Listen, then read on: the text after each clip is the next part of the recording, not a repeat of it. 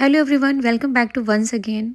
मेरे जैसे बहुत सारे लोग हैं जो अपने हस्बैंड की जॉब की वजह से या खुद की जॉब की वजह से अपनी सिटी से दूर किसी दूसरी सिटी में रहते हैं और ऐसे में हमें किराए के घर को ही अपना घर बनाना पड़ता है। अपने शहर से दूर होने के बाद भी कई बार हम अपने घर के फंक्शन अटेंड करने या त्यौहार के लिए घर जाते हैं। ऐसे में इस किराए के घर को कई बार हफ्तों के लिए छोड़ना पड़ता है। तो जाने से पहले अगर कुछ चीज़ों का ध्यान रख के जाते हैं तो वापस आने के बाद आपको बिल्कुल भी स्ट्रेस नहीं होगा। आप स्मूथली अपने रूटीन में वापस आ सकते हैं। तो आज की वीडियो में मैं आपके साथ कुछ ऐसे ही सिंपल से होम मेकिंग टिप्स शेयर कर रही हूँ जो कि बहुत ही यूज़फुल है। जो लोग मेरी तरह रेंट पे रहते हैं उनके लिए तो स्पेशली। तो चलिए स्टार्ट करते हैं आज का वीडियो।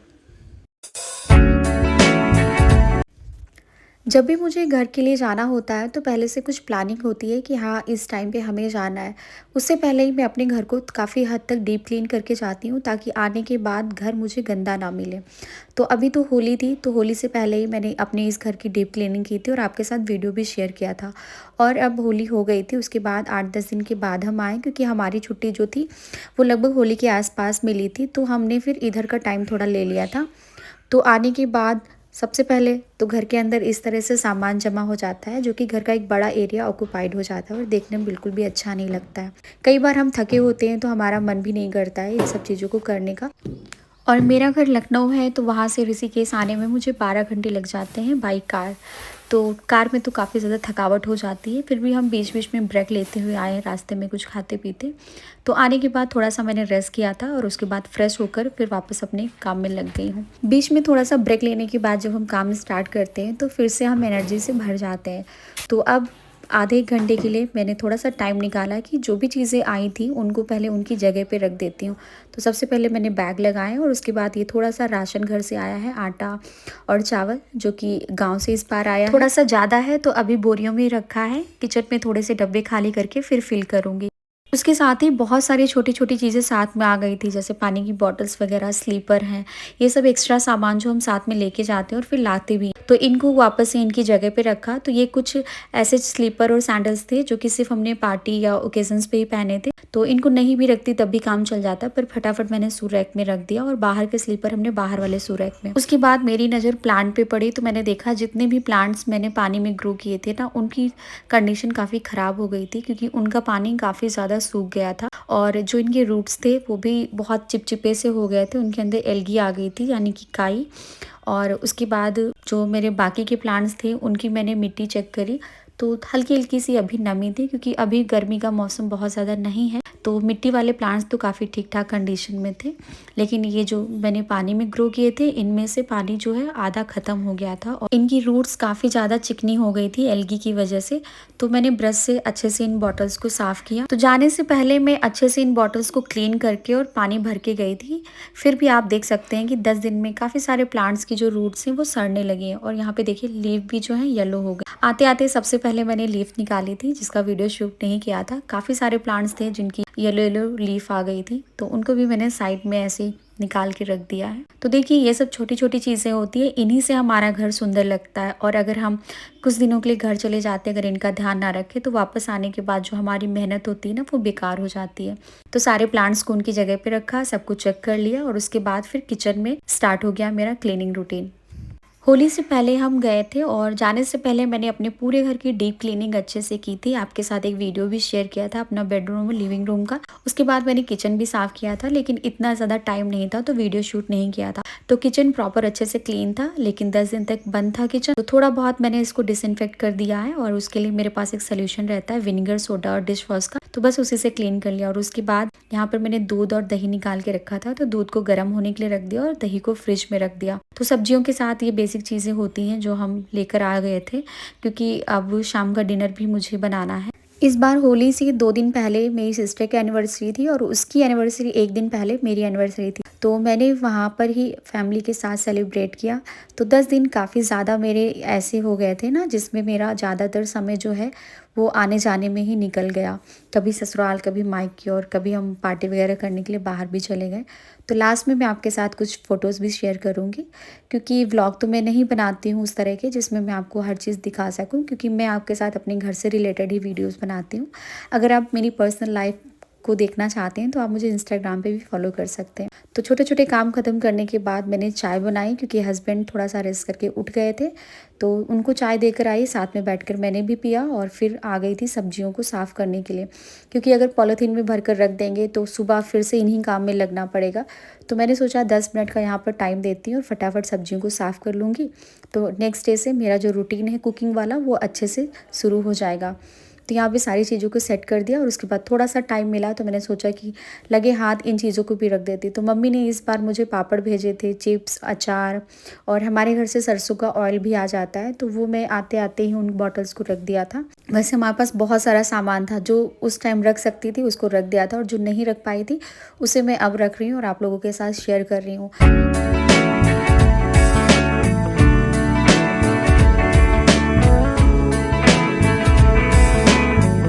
तो देखिए, चाहती तो एक दिन ये सामान रखा रहता, कोई प्रॉब्लम नहीं थी, लेकिन फटाफट मैंने सब चीज़ों को कर दिया, तो अगले दिन का रूटीन जो है मेरा बहुत अच्छे से स्टार्ट हो गया। तो आज मैंने बनाया था सुबह ब्रेकफ़ास्ट में सूजी का चीला और यही आसवी के लंच बॉक्स में भी दिया था, तो ये हस्बैंड का ब्रेकफ़ास्ट था। तो देखिए, बहुत ही अच्छे से मेरा जो आज का रूटीन है स्टार्ट हो गया है और किचन के कुछ बेसिक काम ख़त्म करके आज मैं अपना बैग भी अनपैक करूँगी।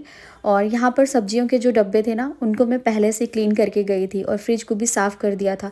तो बस आज सब्जियाँ जो धोकर शाम को रखी थी उनको फ्रिज में लगा दूँगी, तो पूरे हफ्ते के लिए फ्रिज भी अच्छे से सेट हो जाएगा। जो थोड़ा बहुत कम पड़ेगा तो बीच-बीच में स्कूल लेने जाऊँगी तो लाती रहूँगी।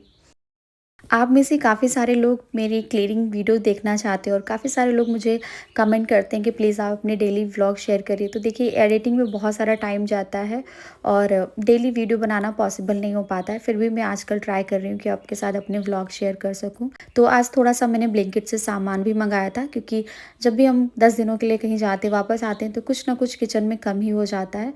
हर दिन मॉर्निंग का रूटीन जो होता है वो किचन से स्टार्ट होता है, तो किचन में सामान होना तो ज़रूरी था। तो इसलिए थोड़ा बहुत ग्रॉसरी का सामान और सब्जियां आ गई हैं, तो अब मेरा डेली का जो रूटीन है वो प्रॉपर सेम तरीके से स्टार्ट हो जाएगा। उसके बाद अब मुझे करनी थी अपने बेड की थोड़ी बहुत डस्टिंग, क्योंकि 10 दिन के लिए जब हम चीज़ों को छोड़ के जाते हैं तो हल्की-फुल्की डस्ट तो आपको कहीं न कहीं दिखती है। तो इसके ऊपर एक बेडशीट मैंने अलग से लगा के रखी थी, जिसको आज कल आते ही मैंने सबसे पहले हटा दिया था और इस बेडशीट को लगा रहने दिया था। तो बस ये बेडशीट साफ़ थी तो हल्का-सा इसको मैंने इस तरह से झटक दिया है ताकि हल्की-फुल्की डस्ट निकल जाए और बेड को भी मैंने साइड से थोड़ा बहुत क्लीन कर दिया। तो वैसे गंदा नहीं था क्योंकि बहुत अच्छे से डीप क्लीन करके गई थी ना, तो कहीं भी जाला वगैरह नहीं था, विंडो वगैरह भी बहुत अच्छे से क्लीन थी। तो बस हल्का-सा बेड को ही क्लीन करना। घर का कोई भी कोना अगर सही तरीके से ऑर्गेनाइज़ कर दिया जाए और वहाँ पर जो इधर-उधर बिखरी चीज़ें हैं उनको वापस से उनकी जगह पे रख दिया जाए, तो घर का एक बड़ा एरिया हमें मिल जाता है। ऐसे अगर छोटी-छोटी चीज़ें पड़ी रहती ना तो बड़ा एरिया भी हमें वो छोटा-सा दिखता है। तो मैं हमेशा कोशिश करती हूँ कि मेरा बेड जो है उसके ऊपर चीज़ें पड़ी ना रहें। साइड टेबल वगैरह है उसको भी मैं खाली रखती हूँ। उसमें काफ़ी सारे ड्रॉवर्स हैं, तो ऊपर ना रख के मैं उनके अंदर ही चीज़ों को रख देती हूँ। तो इस तरह से काम करने से क्या होता है ना कि आपका घर भी गंदा नहीं होता और चीज़ें भी प्रॉपर प्लेस पर रखी होती हैं। तो उसके बाद फिर मैंने एक पुरानी बेडशीट लगाई और उसके ऊपर बैग रखे ताकि मेरा बेड जो है फिर से गंदा ना हो। और यहाँ पर अब सबसे पहले मैंने अपने हस्बैंड का बैग अनपैक किया क्योंकि उनका ज़रूरी हो गया था, क्योंकि डेली ऑफिस जाते हैं तो कुछ ना कुछ उन्हें चाहिए होता है। तो वैसे तो उन्होंने अपना बैग खुद ही पैक किया था और जब हम घर से आते हैं तो काफ़ी सारे कपड़े जो हैं हम धुलकर ही लेकर आते हैं, साथ में आयरन भी करा कर ले आते हैं। तो आने के बाद बस सारी चीज़ों को वापस से अलमारी में सेट करना होता है, इनके ऊपर ज़्यादा काम नहीं करना पड़ता है। हाँ, कई बार ऐसा होता है कि हम कहीं ऐसी जगह चले जाते हैं जहाँ पर कपड़े धोना पॉसिबल नहीं होता, आयरनिंग नहीं, तो वहाँ पर हमें गंदे कपड़े वापस से लाने होते हैं और फिर दोबारा से धुलना पड़ता है। पर हम तो घर गए थे तो वहाँ पर तो सारी चीज़ें थी, तो हमने मशीन में कपड़े धो लिए थे और आयरन के लिए भी हमने कपड़े दे दिए थे। तो वापस आने के बाद इन सब कामों से छुट्टी मिल गई थी।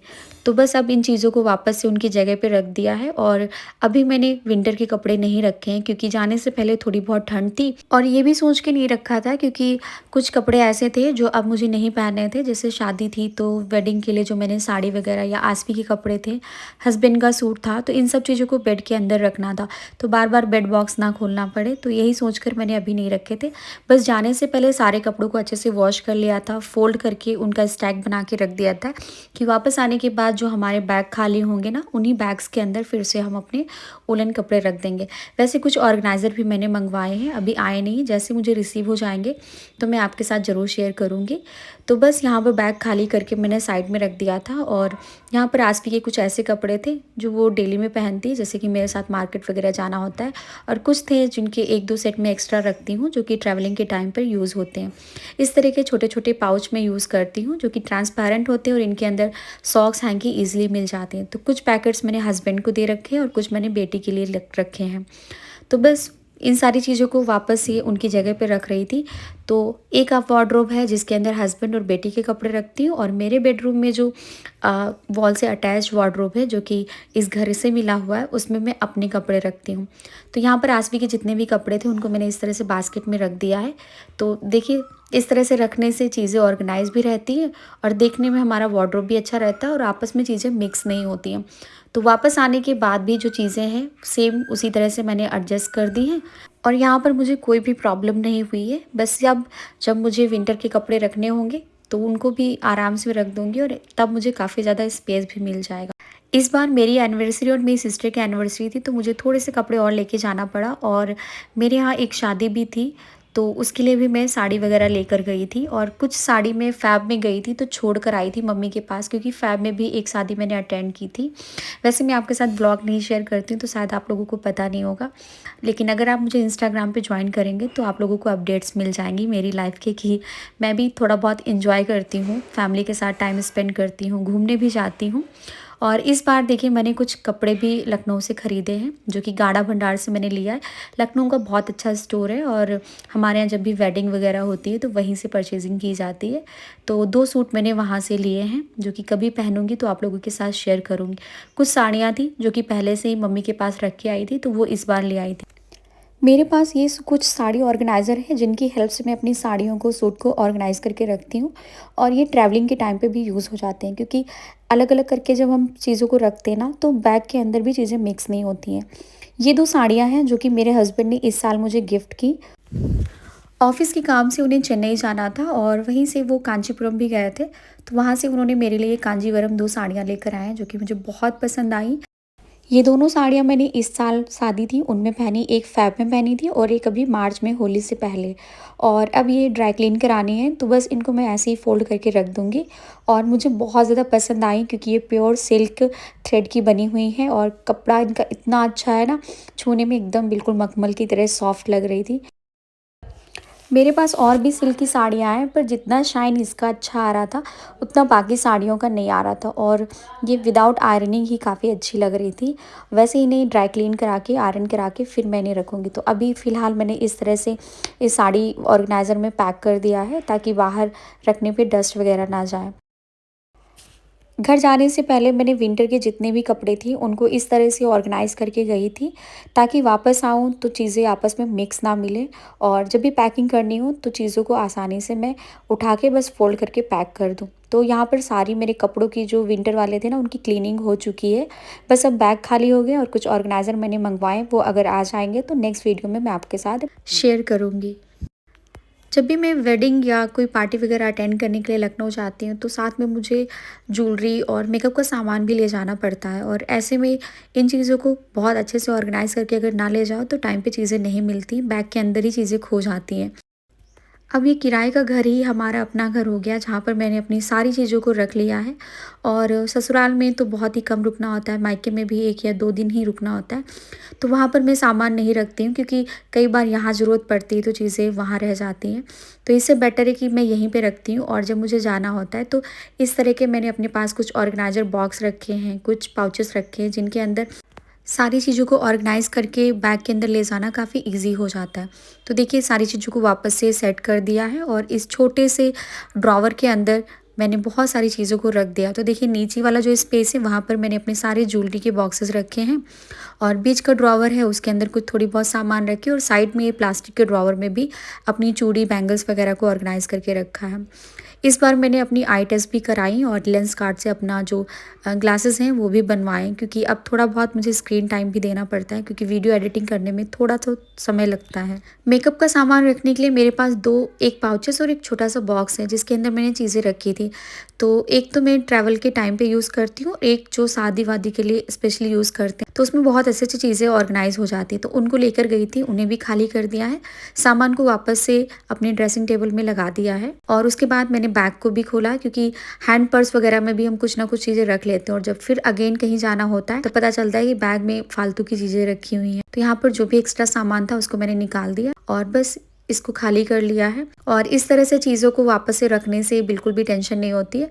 और कहीं भी अगर सडनली प्लान भी बनता है ना, तो हम लोग आराम से चीज़ों को ऑर्गेनाइज करके अपने बैग को पैक कर सकते हैं और अपनी ट्रिप को एंजॉय करके वापस आने के बाद घर को फिर से रीऑर्गेनाइज कर सकते हैं। कई बार ये सारी चीज़ें बैग में भरी रखी रहती हैं और हम बहुत लेज़ी हो जाते हैं कि कल बैग को अनपैक करेंगे परसों, और फिर हमारा घर जो पूरा ना बिखरा दिखता है। बच्चों के साथ थोड़ी बहुत मेडिसिन्स वगैरह भी लेके जाना पड़ता है, तो उन्हें भी वापस से उनकी जगह पे रख दिया। सेम चार्जर वगैरह भी मैंने रख दिए। तो देखिए 1 घंटे के अंदर ही मैंने सारा अपना जो बैग था उसको अनपैक करके सारी चीज़ों को उनकी जगह पे रख दिया और देखिए मेरा घर काफ़ी ज़्यादा नीट एंड क्लीन ऑर्गेनाइज लग रहा है। तो जितना भी बैग का सारा काम था वो ख़त्म करने के बाद फिर मैं आसमी को स्कूल लेने चली गई थी और सुबह के टाइम पर ही मैंने सब्जी बना ली थी। तो लंच में दाल चावल और अब बस रोटियां बनानी थी, तो लंच तैयार हो गया है। और साथ ही मैं आपके साथ शेयर कर रही हूँ अपनी एनिवर्सरी और सिस्टर की एनिवर्सरी की कुछ क्लिप्स, तो प्लीज़ एंजॉय करिए।